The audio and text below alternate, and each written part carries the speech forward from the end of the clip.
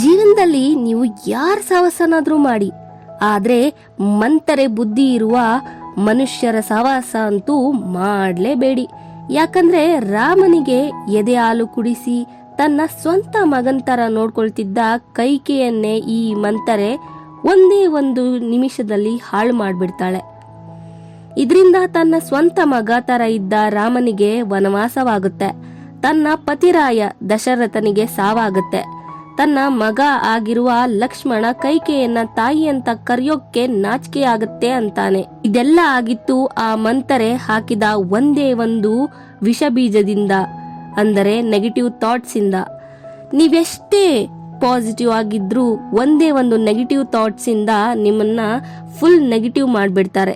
ದಯವಿಟ್ಟು ನಿಮ್ಮ ಸುತ್ತಮುತ್ತ ಇರೋ ಜನ ಸ್ವೀಟ್ ಆಗಿ ಚೂರಿ ಹಾಕೋರ ಇಲ್ಲ ಕೋಪದಿಂದ ಬೈದು ನಿಮ್ಮನ್ನ ದಾರಿಗೆ ತರೋರ ಅಂತ ಫಸ್ಟ್ ಕಂಡುಕೊಳ್ಳಿ.